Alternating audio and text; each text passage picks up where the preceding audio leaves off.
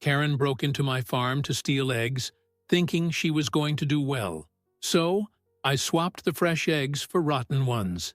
The next day, she took the basket and went away happy. Until she tried to bake a cake. Her house stank of sulfur, and that's when she came huffing towards me. And that's where it all begins. Living in the countryside has its advantages. Fresh air, peace and quiet, and that good silence that is only broken by the crowing of the roosters and the sound of the wind passing through the cornfields. But it also has its disadvantages, and in my case, the disadvantage had a name. Short blonde hair and a mouth bigger than the state of Texas itself. This woman came into my life out of the blue, moving into a neighboring property with her worldly ways. She was the kind of person who confuses courtesy with conquered territory, and thinks that everything she sees can be hers if she just wants it enough. At first, I thought she was just another nosy neighbor, but I soon realized I was dealing with a hardcore opportunist. The first red flag was when she showed up uninvited in my yard, pretending she was just exploring the area. I was looking after the chickens when I heard footsteps on the gravel behind me. I turned around, and there she was, all friendly, asking about the farm. "What beautiful chickens you have! I bet they lay wonderful eggs," I replied with a grunt and went back to work. Because people like that, if you give them too much to talk about, they think they have the right to bring a tent and camp out in your living room. She stood there, asking questions as if she were researching how to open a farm, and then she left. I thought that would be the end of the story, but, of course, I was wrong. The days passed, and I began to notice something strange. Egg production seemed lower than usual. At first, I thought the hens were just going through a bad phase, a natural thing. But then I noticed that the nests were stirring a bit, as if someone was poking around where they shouldn't be. It wasn't until I saw footprints in the mud near the hen house that the realization hit. They weren't mine, or those of any animal. Those footprints were too small to be those of a man, and too big to be those of a child. And then the suspicion came to me. I was on the lookout one morning and, to my surprise, or not so much surprise, there was the woman, coming through the gate without any shame, as if the farm was hers. She carried a basket and went straight to the nests, picking up the eggs with the greatest naturalness in the world. Not a hint of hesitation, not a glance around to see if anyone was watching. It was so surreal that, for a moment, I thought I was dreaming. But no, it was really happening. Not only did this woman think she had the right to make guesses about how I should look after my property, she also thought she could simply steal my produce. Deep down, I admired her audacity. You have to have an absurd level of confidence, or bravado, to simply break into someone's farm and steal eggs as if you were picking fruit at the market. But admiration soon gave way to anger. If there's one thing I hate, it's slackers. And worse, people who think they can take advantage of others without suffering any consequences. But instead of shouting or going straight to confrontation, I decided that she needed a lesson. One of those that you don't soon forget. And that's when the idea of rotten eggs was born. Now, mind you, I could have been civilized. I could have gone up to her, knocked on the door and said, "Honey, I know you've been stealing my eggs. Let's talk like adults." But honestly, what was the fun in that? A conversation like that would only give her the opportunity to make excuses, play the victim, and maybe even reverse the situation to make it look like I was being unreasonable. No. If this woman wanted to act like a sneaky thief, then I was going to treat her like one. And every thief deserves a good punishment. That's how my plan was born. If she wanted to steal eggs, then she would have eggs. But not just any eggs. I took a dozen and left them hidden in a dark corner of the henhouse, where the heat and the weather would do the dirty work.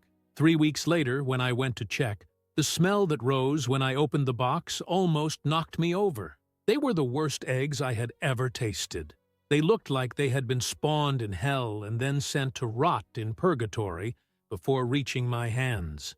It was perfect. That night, I selected the worst ones, those whose shells were already a little shriveled, a sign that they were ready to explode at the slightest impact. I carefully cleaned the outside, making them look fresh. I placed them in the nests, clearly visible, waiting for the morning thief to come and collect her prize. And, as expected, there she was the next day.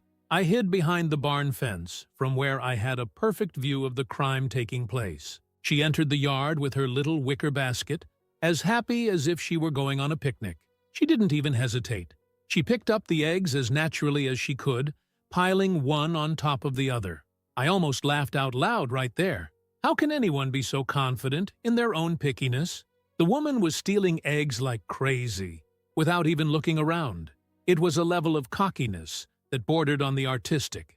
She completed her morning harvest and left the same way she came in, not realizing that she had just carried a chemical disaster into her own home. Now, I could have stopped there, let revenge take its natural course. But curiosity overcame me. I wanted to see the chaos unfold with my own eyes. I waited a couple of hours and then grabbed a straw hat, threw a towel over my shoulder, and walked casually to the fence that separated our properties. I made a point of looking as innocent as possible, as if I was just enjoying the morning. And that's when I heard it. First came the scream. Not an ordinary scream, but the kind of scream that only comes when something really horrible happens. What is that? My God, that's disgusting. I smiled. The plan was working. Seconds later, I heard rushing footsteps, something being knocked over, and then what sounded like an entire bucket being dumped down the sink. But the best was yet to come. Oh, what a horrible smell! That's not normal. Ah, but it was normal. It was just nature's justice at work. I climbed over the fence a little and saw the scene. The woman was at the kitchen door, holding the basket of eggs as if she were carrying a bomb.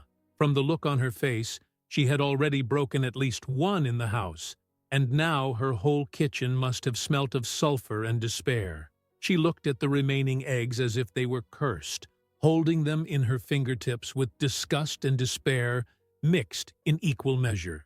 It was then that she saw me. I tried to compose my face into the most innocent expression possible. "How are you?" I asked casually, as if I wasn't enjoying every second of the spectacle. The woman blinked a few times, trying to find words. "Your eggs were spoiled?" I made a face of pure surprise. "Ruined? Wow, that's strange. But wait, how do you know that?" She remained silent. For the first time, her brain seemed to connect the dots and realize that she had just confessed to her own crime. Now the situation was delicious. If she admitted that the eggs were rotten, she would have to admit that she was taking them without permission. If she lied, then she would have to pretend that nothing had happened and live with the trauma of the smelly kitchen. From the way she turned red, it looked like her system had crashed. I made an absurd effort to hold back my laughter. "You know what they say," I continued, pretending to think. "Stolen eggs are not guaranteed." She opened her mouth to reply, but realized she had no arguments. Without saying a word, she turned her back and went into the house, slamming the door so hard that a bird flew out of the nearest tree. What about me? I went down to breakfast with a smile on my face. If the woman thought that this disgusting episode was going to remain just between the two of us, she was very much mistaken. Because, my friend, one thing that never fails in a small town is gossip. There may be a power cut, there may be a water shortage, but information travels faster than the wind in a storm. And that's exactly what happened. The day after the rotten eggs incident, the neighborhood was in an uproar. At the local grocery store, I overheard a group of ladies commenting on a horrible smell that had apparently haunted their house. "Did you smell that stench coming from the new neighbor's house?"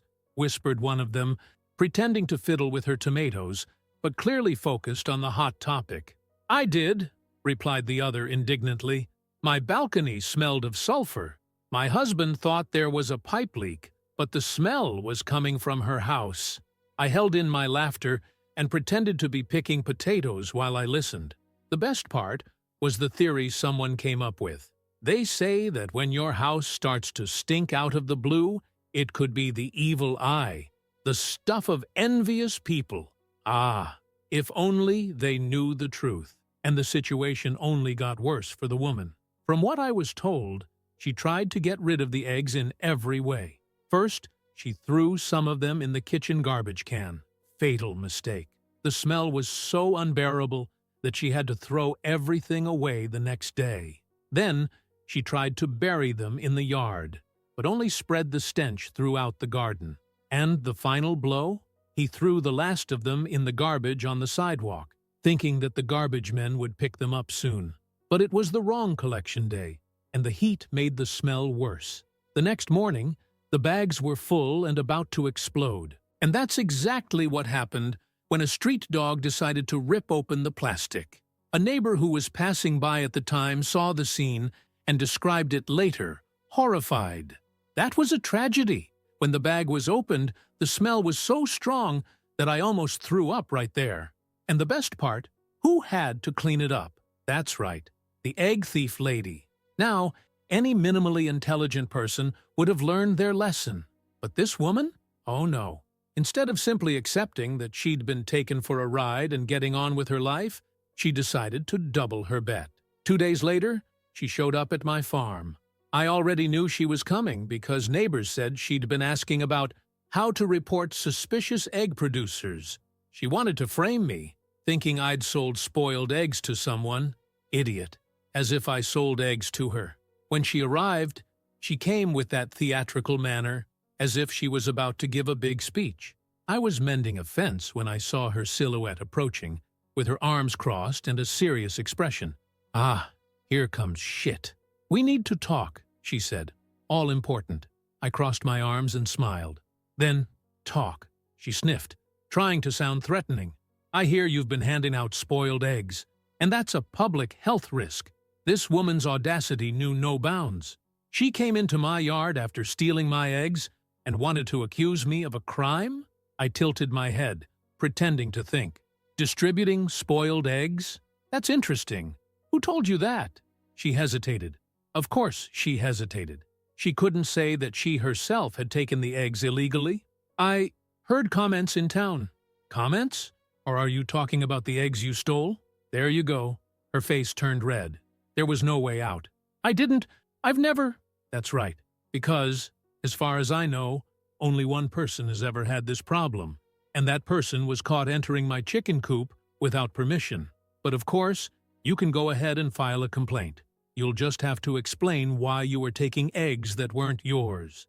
She gritted her teeth and remained silent. I didn't need to say another word. I turned my back and went back to my work, knowing that she had no choice but to swallow her own tongue. But deep down, I knew she wouldn't give up so easily.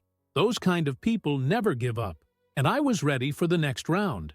If this woman had a shred of dignity, she would have accepted the humiliation and got on with her life, maybe even bought her own chickens and learned the value of an honestly earned egg.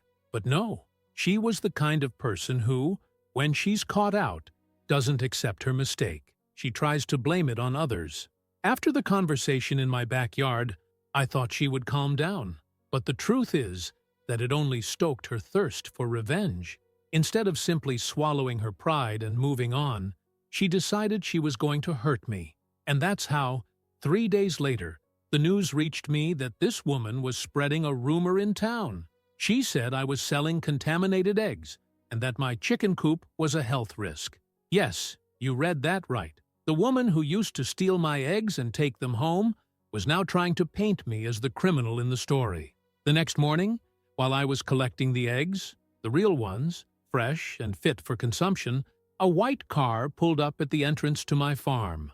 2 health inspectors got out with clipboards in hand and looks on their faces like they were tired before they even started. I knew what they were talking about before they even opened their mouths. "Good morning," one of them began, checking some paperwork. "We've received a complaint about possible irregularities in egg production here." I gave a slow smile, crossing my arms. "Is that so? What a thing! Yes. Can we take a look at your hen house?" Now, mind you, I could have been outraged. I could have exploded and shouted that this was a joke, but no, I'm a cautious man. I take good care of my chickens, clean the coop regularly, and always keep everything in order. So I shrugged and led them inside. They inspected everything. They saw the quality feed, the clean water, the floor lined with regularly changed straw. They examined some eggs, checked the structure of the place, and in the end, one of them sighed, shaking his head. "Look, everything is fine here. In fact, it's much more organized than most of the farms we've visited." "That's right," I replied innocently. "But I imagine someone's been spreading gossip, haven't they?" The inspectors looked at each other, and one of them scratched his head. The complaint we received was a bit peculiar. The person said that the eggs smelled very bad and were rotting too quickly. And then I had to stop myself from laughing, because I knew exactly who had said that and why. "Strange," I said thoughtfully, "because no one has ever complained about my eggs before. But, now that you mention it, there was a curious case in town the other day. I heard that a neighbor found rotten eggs in her house. Maybe she picked them up in the wrong place." The two inspectors frowned. They didn't have to be geniuses to get the hint. After filling in a few forms, they assured me that everything was in order, and that the complaint seemed to be more of a personal matter than a real health concern. Translation: they realized that someone was trying to screw me out of spite. The best part? When they left, one of the inspectors said, a little absent-mindedly, "Oh, and if you know of anyone who's been picking up rotten eggs, let them know that maybe they should stop poking around where they don't belong." I almost applauded. Now, I could have left it at that. I could have been satisfied that her attempt to screw me over had failed miserably. But after that unexpected visit, I realized that she wasn't going to stop. If I didn't put a stop to it, the woman would continue to make trouble for me. So I decided to return the favor. I took out my phone and made a few calls. First, I went after the owner of the local grocery store, which I knew this woman frequented. I told her, in great detail, how she used to break into my farm to steal eggs, and how she tried to frame me after her trickery went wrong. Betty, a gossipy lady of the first order, was scandalized. "But look at her! Doesn't this girl have any shame in her face?" "No, Mrs. Betty, she doesn't." Then I went to the beauty salon in town, where the hairdresser knew absolutely everything that happened in the area. I told her the same story. And finally, the final blow. I made a point of showing up at the town hall, just to make sure the woman never thought of trying to use false complaints against me again. I told the whole story to an official who was married to one of my mother's friends. He rolled his eyes, already tired of this kind of drama, but assured me that he would put out a warning about suspicious reports coming from that house. Within 24 hours, the whole town knew that the woman had been caught stealing eggs, had tried to screw over her neighbor, and was now reaping the rewards of her own stupidity. The result? The woman became isolated. No one called her to the town's events anymore. At the grocery store, the staff greeted her with that polite smile you only give to unwanted people. The butcher, who used to chat, now just handed over the change and said, "Next." And what about me? Well, I went on with my life happily, with my fresh eggs and my farm in peace. The last time I saw this woman, she was carrying heavy bags and trying to hail a cab in the town square. They say she ended up moving away after a few months, claiming that people were too hostile there. But honestly, the only hostility was of her own making. I was just a farmer who returned the favor, and with great pleasure. And if you like this video, don't forget to leave a like and a comment.